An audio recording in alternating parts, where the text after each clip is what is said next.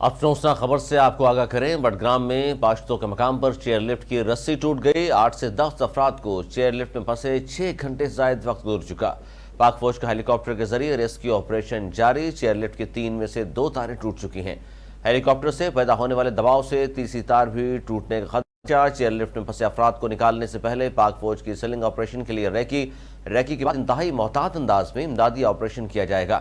ہیلی copter ایک انتہائی نازک اور خطرناک آپریشن کرنے جا رہا ہے۔ ہیلی کاپٹر کے ہوائی پریشر سے لفٹ غیر متوازن ہو کر ٹوٹ سکتی ہے۔ آپریشن سے قبل انتہائی احتیاط سے وزریہ ہیلی کاپٹر حالات کا جائزہ لیا جا رہا ہے۔ چیئر لفٹ میں اسکول کے بچے اور اساتذہ شامل ہیں۔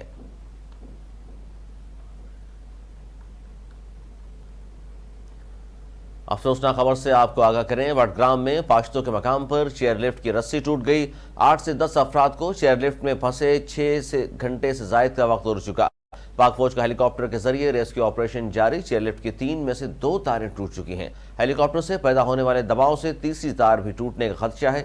چیئر لفٹ میں پھنسے افراد کو نکالنے سے پہلے پاک فوج کی سلنگ آپریشن کے لیے ریکی کے بعد انتہائی محتاط انداز سے امدادی آپریشن کیا جائے گا۔ ہیلی کاپٹر ایک انتہائی نازک اور خطرناک آپریشن کرنے جا رہا ہے۔ ہیلی کاپٹر کے ہوائی پریشر سے لفٹ غیر متوازن ہو کر ٹوٹ سکتی ہے۔ آپریشن سے قبل انتہائی احتیاط سے وزریہ ہیلی کاپٹر حالات کا جائزہ لیا جا رہا ہے۔ چیئر لفٹ میں اسکول کے بچے اور اساتذہ ہیں۔